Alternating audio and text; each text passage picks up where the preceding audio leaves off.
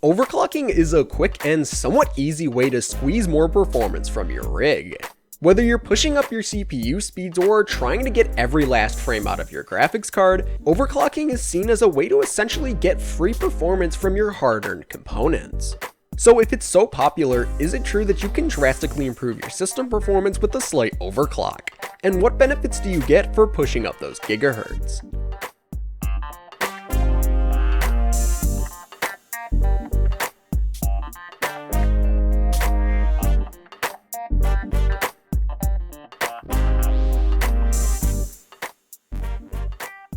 Okay, so the first thing I want to say about overclocking is that a lot of it is unique to each specific chip.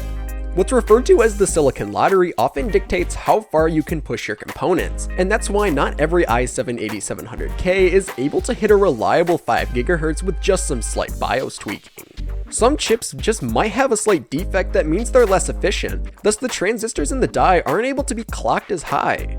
But if you're looking for some tests to see exactly how overclocking affects performance, then let's go into some tests that we ran on our i3-8350K, which is a quad-core CPU that comes stock clocked at 4 GHz. During our test run, we used an MSI Z370A Pro motherboard along with the Corsair H60 AIO to ensure that our chip would stay cool and have a reliable source of power. We also ran our tests with the GTX 1066 gig and 32 gigs of Timetech DDR4, which should allow us to isolate CPU performance and thus fairly compare it between the different clock speeds. Our first test was the Cinebench R15 CPU run, and based on our results, the trend seems to be pretty linear as we increased clock speeds. The biggest jump in performance that we did find, however, was getting up to the 3 GHz mark, which saw a pretty decent 21% increase in our raw score. But this is a benchmark after all, and it doesn't contain many random or unique scenarios that can suddenly spike CPU usage. So in order to get a full picture, let's jump into some gaming results. Battlefield 5 actually saw some pretty decent improvements in performance as we ramped the clock speed up, but the point of diminishing returns seems to come into play at beyond the 4 GHz mark. While performance did improve at 4.5 and 5 GHz, the biggest improvements that we noticed was in terms of general FPS stability. We did notice that the frame times seemed more consistent, and performance in general just wasn't as jumpy when battle scenes commenced. The next test we ran was Far Cry 5, and based on our results, we got a trend very similar to what we saw in Battlefield 5. The biggest improvement in performance came in the form of more stable and consistent minimums, as well as a more stable experience in general. While performance seems to scale as we increase the clock speed, the gains received seem to level out at beyond 4 GHz, and at those speeds our i3-8350K was slowly creeping up its power consumption and heat output.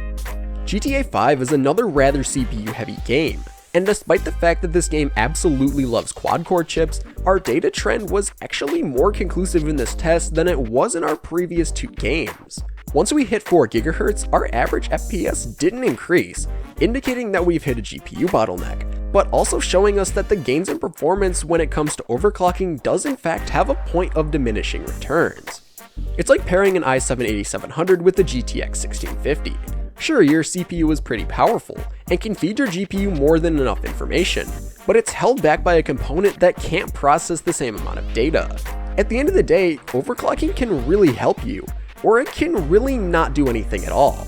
If you've got an older graphics card or CPU, and you've got the appropriate cooling and power delivery, then running a mild overclock might actually help you breathe new life into your system. But if you're running a heavy overclock and aren't seeing any gains for your efforts, then it's better to relieve some of the stress on your system and save a bit of money on your power bill. At the end of the day, overclocking is very unique to each system, and very case dependent. It's worth trying if you're curious or trying to extend the usefulness of your computer, but if you're already running something that's overclocked, then just leave it as is. You won't see too many gains for your efforts, and at the end of the day, overexerting your components can actually do more harm than good. Just try to be reasonable with your clock speeds, and when it comes to overclocking older CPUs or graphics cards, then go ahead and try it very mildly. It's free performance sitting on the table, and as long as you're responsible with your hardware, you won't be doing any harm.